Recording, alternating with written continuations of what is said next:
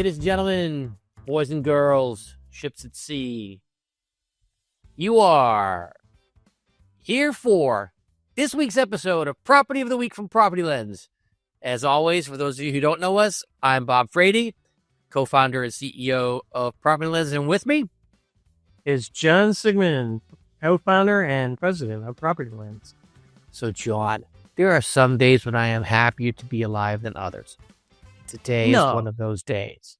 Today is one of those days. And the reason is because we are putting something new out there in the PropertyLens world. Now, we develop stuff all the time, but this one I like especially. I think it's cool. So to give you some background, if any of you have bought a PropertyLens report, you'll see there's a section called Roof Lens. And that roof lens estimates the age of the roof. It estimates the replacement cost. It estimates the life, et cetera, et cetera, et cetera. Lots of logic, lots of work went into that. But then we talked to the team and said, well, why can't we do this for most of the systems? And then we thought, well, we could. So we did. And we're here to announce that we will be launching next week PropertyLens 2-year expected expense report for any house in the USA. Just giving myself a round of applause. The work that all of our team has put in is just wonderful. So here's what we're going to do. We're going to take a look at a property, and we're going to show you what we're talking about. So we're going to take a look at this address, 3842 Tavern Oaks in San Antonio, Texas. It is on the market right now for $250,000, 2,300 square foot house in San Antonio. Just picked it because someone asked me about San Antonio. I have no idea where it is.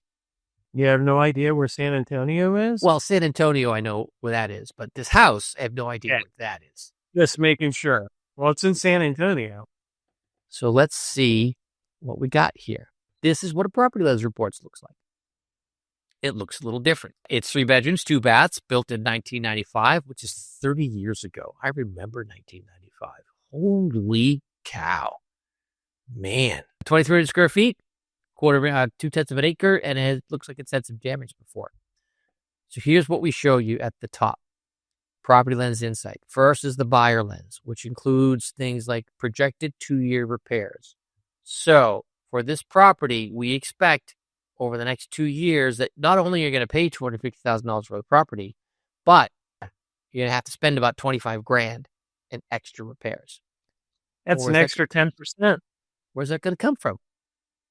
Well, your plumbing, your driveway, your roof are the 3 big things that you're going to have. HVAC system as well. You might have some termites, might need a water heater. Those are the things that you really want to take a look at when you come into this property. In Texas, you need to pull permits for a lot of these things. And there's no permits on here. And there's no description saying how old this stuff is. So we have to assume the worst, and it's past its useful lifespan. So you're going to spend on these elements. And this is what we're telling you without reading the listing or anything like that. So the average replacement cost for all of these things is as much as $68,000. But we expect in the next couple of years, it'll be around $25,000 in expenses, which I think is pretty dang cool. So then here we get into our data. So the roof is in good condition, but it is past its expected lifespan.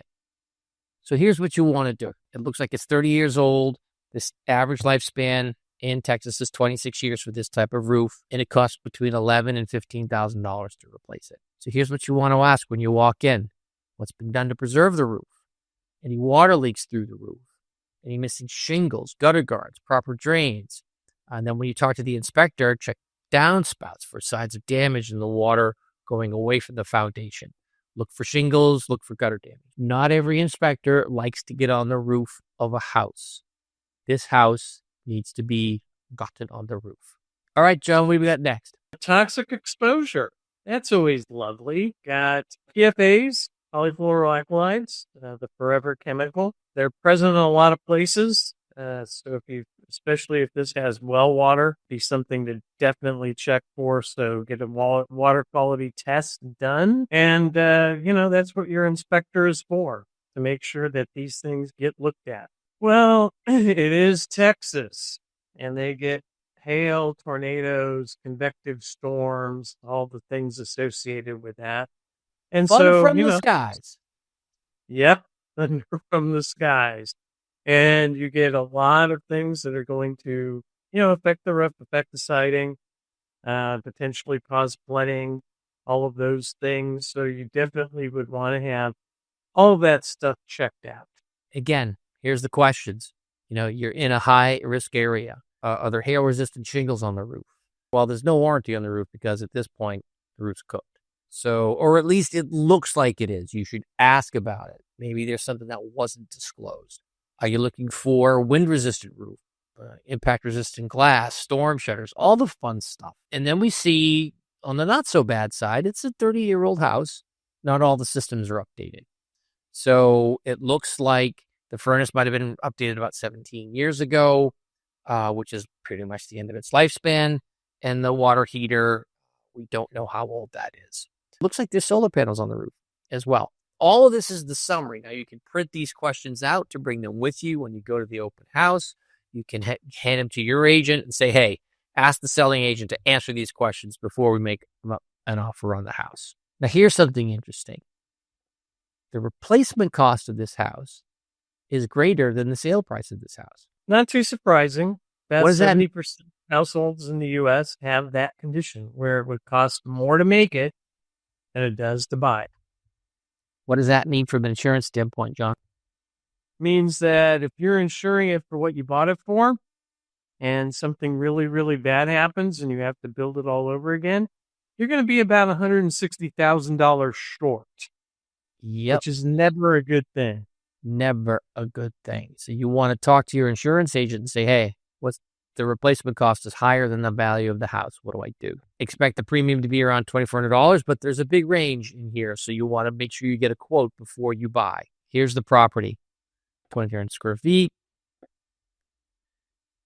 Lots of information about the property itself.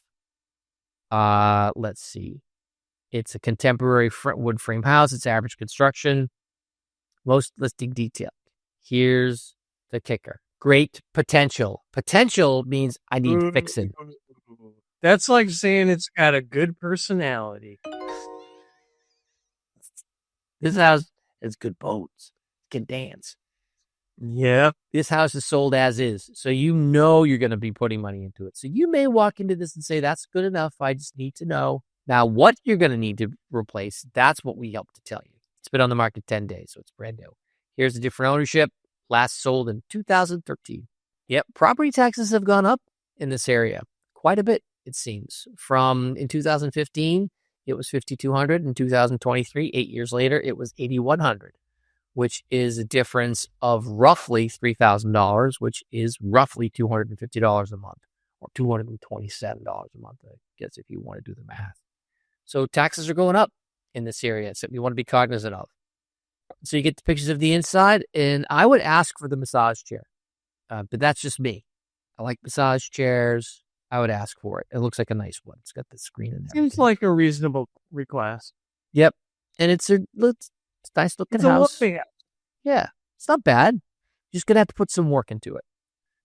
Okay. What damaging events do we have here?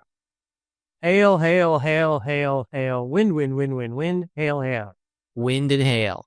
So one of the things you have to be careful of in Texas is that after 7 years, the roof reverts to the actual cash value of the roof. And by the time the roof is 30 years old, the cash value of the roof is zero. Zero. So if you have a claim, your insurance company will probably not cover it because your roof doesn't have any value to it. Now, if you get damage on the inside, maybe. But this is something that you want to ask about when you're at this location. And it's, it's not huge hail, but there's hail and lots of wind. It's Texas. If you want to see the roof at different times, you can take a look at the roof, and there's the solar panels on there. So you do have some solar panels, which is nice. You want to ask, is it owned or is it leased? Because it makes a difference when you buy a property with leased panels. You have to make sure that that deed is cleared off of the transaction or that you pick up the bill. Okay, here's what we see. This house was built in 1995, which is 30 years. Can you believe 30 years? I'm just okay. All right. So it's past its useful lifespan. It's a shingle roof. Listen, You might get 30 years out of it. You might get 32 years out of it, but you're going to have trouble getting this insured if it truly is 30 years old.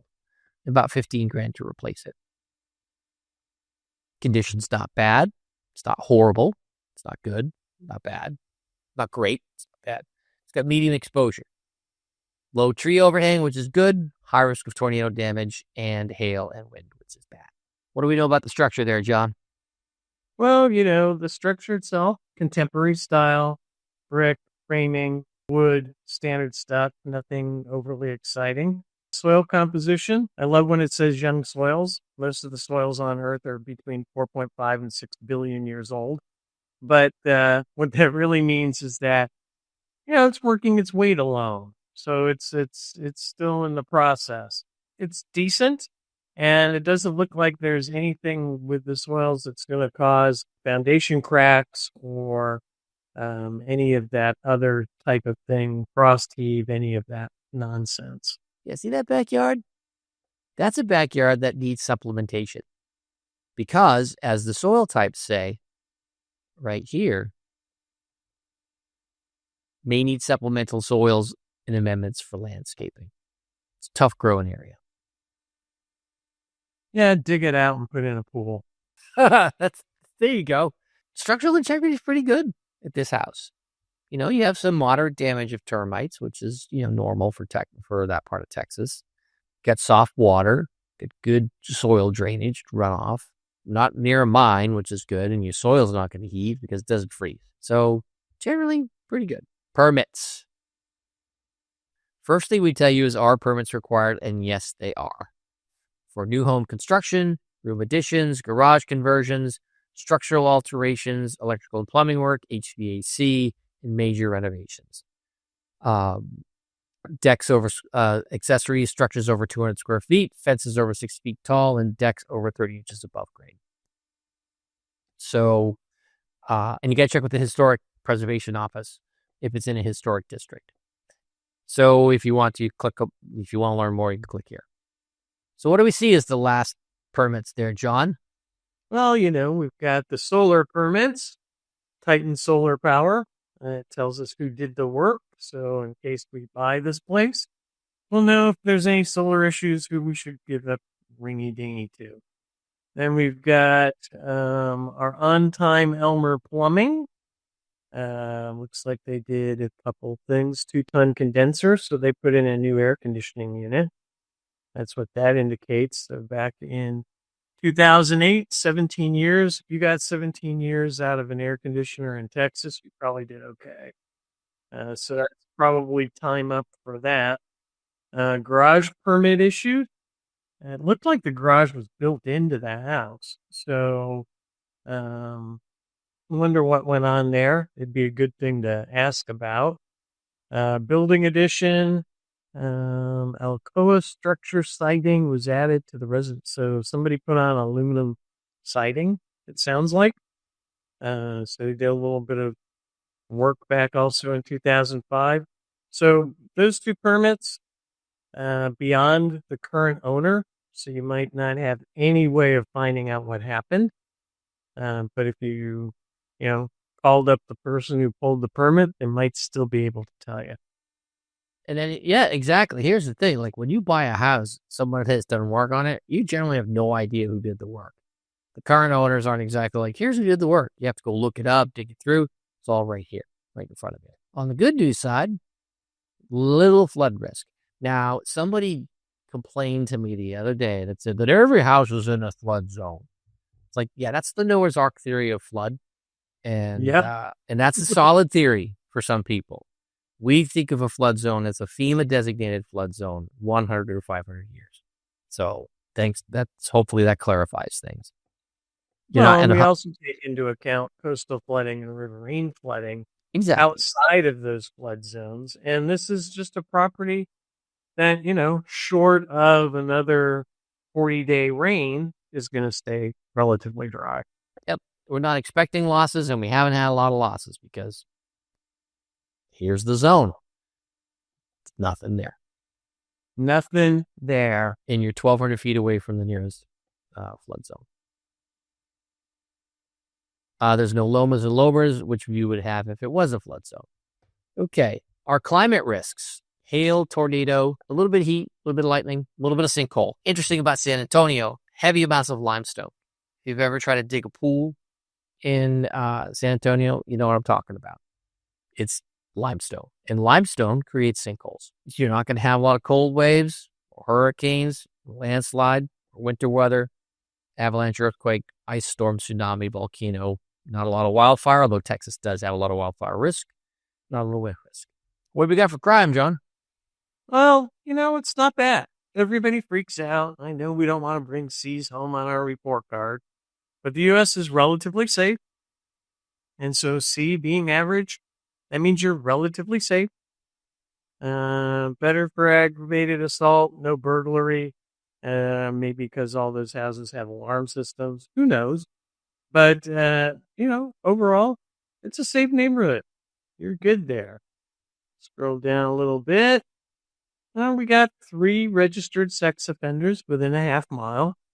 That can be of some concern. It's good to know where they're at, what they did, and how far they are away. This is something that your realtor will never volunteer. The selling agent won't talk about it. The buying agent won't talk about it. A lot of times because they can't. But we can, and you can certainly ask them about it. Have they had any issues with any of the neighbors being weird? Is what it really could, well, beyond the normal weird of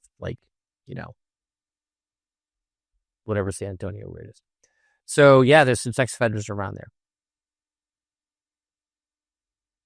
How about quality of life factors in this neighborhood? Well, natural disaster resilience looks at how well your community can respond to an event. And, lots of communities just aren't geared for it. San Antonio happens to be one of those communities. Airport noise. Not that San Antonio's airport is the busiest airport, but you are probably out by it. And so you're going to get some noise from the planes if you happen to be in the flight path that day. If you happen to be in the flight path every day, and that's bothersome to you, might not be your house. Road noise or rail noise? None. This isn't a neighborhood that you can walk to things, and it's also not a neighborhood where you can take a bus to go somewhere.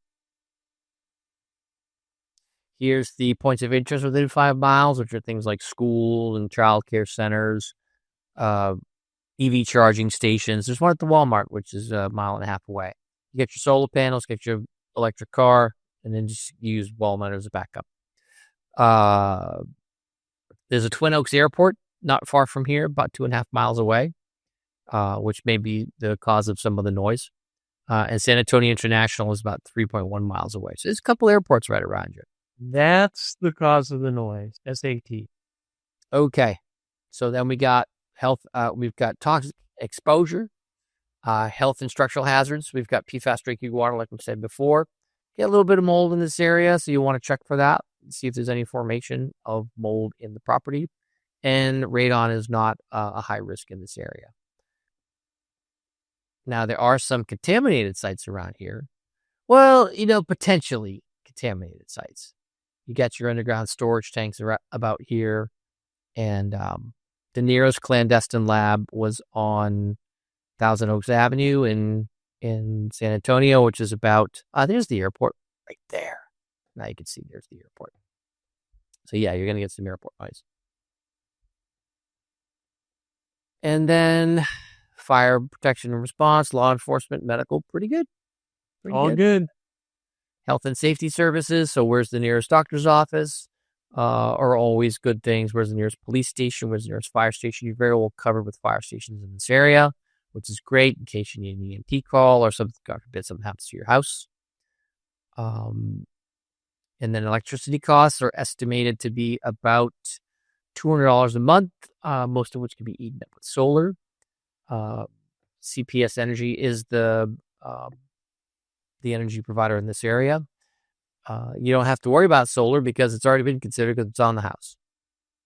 Carbon footprint for utility, for those of you who are concerned about those sort of things, and then insurability. So it gets interesting. There's a wide range of insurance prices on this house. It's from 2,400 to 4,800. And we look at who's filed rates in areas and what they would charge. So that's a pretty big spread. You want to make sure that you get a good quote on that, because that's, almost $150 a month extra. When you're buying a total $150,000 house, it gets extra pretty fast. So replacement cost is $414, $180 per square foot. As we've talked about on previous episodes, replacement costs are going up. And between labor shortages and product shortages, it's not going to get better before it gets worse. It's going to keep getting worse. Hail is the big risk here. A little bit of sinkhole. And then there's all the different factors. Sinkhole's not included in your policy. Yeah, sinkhole is excluded from your policy. We don't see any points around here, but this sort of ground can form sinkholes. If you want to get a quote, you click on this button, you get a quote, and then finally the property timeline. All sorts of information about when everything was done. Okay, so there we go. That's our new and improved PropertyLens home history report. We're very excited about it. This place definitely is going to need some fixing. So, John. Yes. Let's say that you were going to buy 3842 Tavern Oaks Street in San Antonio.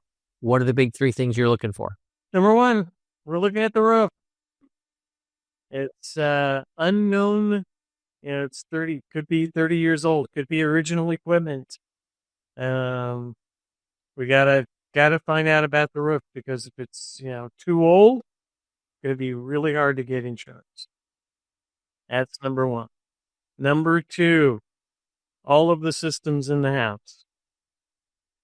There's not a lot of detail. The only detail we have is that somebody put on a 2-ton compressor, which is a little undersized for a 2,500 square foot house, especially given the use in Texas. For AC 17 years ago, which means it's HVAC time. And you could be looking at, $20K per set for furnace and AC. So that's going to be a concern, because a roof, I don't remember the roof cost on this house, but it wasn't cheap. So, right there, those are the two big things. And then I think the third thing that I would want to definitely take into account is, just looking at the landscaping and things like that. You got to put that in the back of your mind if you, really like having a healthy, lush yard. So you're going to be digging it up, putting in a lot of amendments. So there's work to be had here. And I would want to take a look at comps in the neighborhood, because if I'm going to put all of that into it, can I get all of that out of it?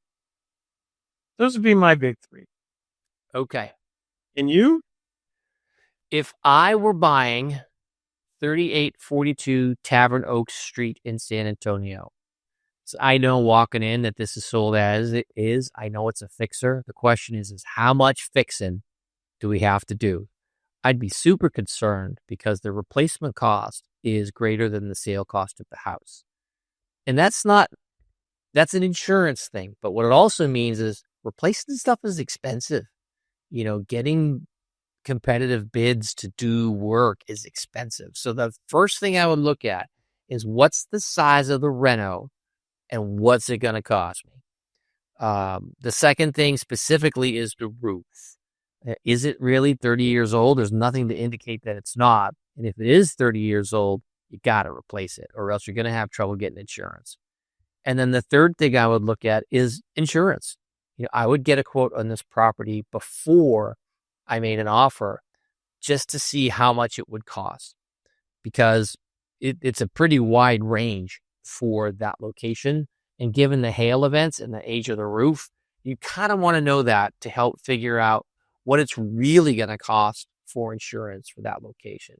So what's the size of the reno? What's the condition of the roof? Oh, the third is airport noise. You're close to the airport. And so while it says it's low, if that's the kind of thing that annoys you, you got to really check it out. Do they have dual or triple pane windows? That's an expensive replacement if they don't. So try to go there at a couple of different times to see what the noise is really like and whether you can handle it or not. Because at 3 miles out, you're pretty much in, closer to the landing zone than if you're, say, 20 miles out. So yeah, there we go. All right, for this week's episode of Property of the Week with PropertyLens, I'm Bob Frady. I'm John Siegman. Remember, if you're shopping for a house before you buy, verify with PropertyLens. PropertyLens.com. See you next time.